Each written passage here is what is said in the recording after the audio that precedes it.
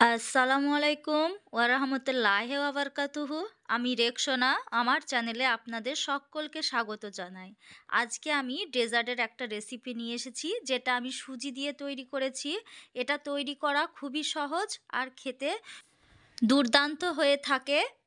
মুখে দেওয়ার সঙ্গে সঙ্গে মিলিয়ে যায় একদম চকলেটের মতো। তাহলে চলুন কিভাবে তৈরি করি দেখি।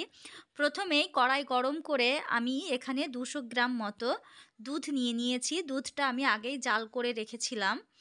এবার দেব 2টো এলাচ, তারপর দেব 50 গ্রাম মতো মিল্ক পাউডার। দুধ হালকা গরম হয়ে আসলেই মিল্ক পাউডারটা দিতে হবে, না হলে মিল্ক পাউডারটা দিলে গোটা বেঁধে যাবে যদি দুধটা ভালো গরম হয়ে যায়। তাই হালকা গরম অবস্থাতেই মিল্ক পাউডারটা দিয়ে ভালো করে মিশিয়ে নিতে হবে। এবার দেব 1 বাটি পরিমাণ নারকেল কোড়া। নারকেল কোড়াটা দিয়েও আমি ভালো করে নাড়াচাড়া করে ফুটিয়ে নেব।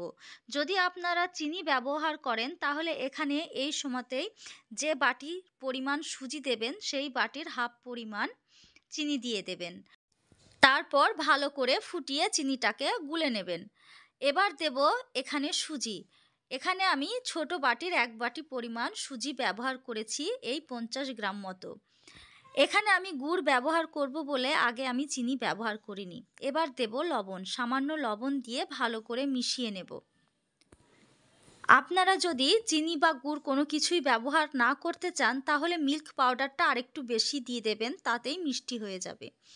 এখানে আমি 1 কাপ মতো খেজুর গুড় ব্যবহার করেছি। আপনারা পাটালিও ব্যবহার করতে পারেন, আমি ঝোল গুড়টাকে ব্যবহার করেছি।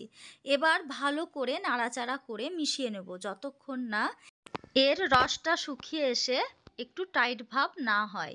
তার আগে বলে নিই, আমার চ্যানেলটা অবশ্যই আপনারা সাবস্ক্রাইব করবেন, লাইক করবেন, কমেন্ট করবেন, শেয়ার করবেন আর বেল বাটনটাকে প্রেস করবেন।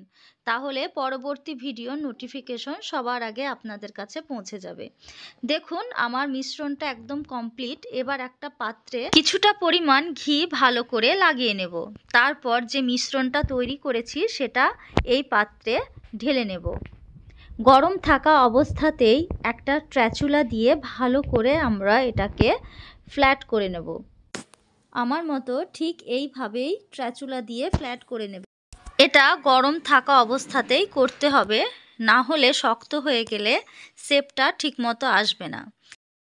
আমার এই রেসিপিটা ফলো করে আপনারা যদি ঠিক এইভাবেই তৈরি করেন দেখবেন একদম চকলেটের মতো খেতে লাগে আর মুখে দেওয়ার সঙ্গে সঙ্গেই মিলে যায়। এই মিষ্টির ডেজার্টটা এতটাই খেতে ভালো হয়ে থাকে। এবার এটাকে রেস্টে রাখতে হবে। এটা আমি 1 ঘন্টা মতো রেস্টে রেখেছিলাম, তারপর পিস পিস করে কেটে নেব। দেখতেই পাচ্ছেন, আপনারা আপনাদের ইচ্ছা মতো শেপ দিতে পারেন। আমি এখানে চৌকো শেপটাই দিচ্ছি। এটা আপনারা খাবার শেষে বাচ্চাদের টিফিনে পরিবেশন করতে পারেন। এটা আপনারা হালুয়ার মতো ব্যবহার করতে পারেন। এটা সত্যি খেতে খুবই ভালো হয়ে থাকে। আপনারা অবশ্যই একবার হলেও বাড়িতে তৈরি করে দেখতে পারেন। বেশি কিছু উপকরণের প্রয়োজন হয় না, সামান্য কিছু উপকরণ দিয়েই এই ডেজার্টটা তৈরি করা যায়। আমার চ্যানেলটাকে অবশ্যই আপনারা সাবস্ক্রাইব করবেন, লাইক করবেন, কমেন্ট করবেন আর বেশি বেশি করে বন্ধুদের সঙ্গে শেয়ার করবেন। Thank you.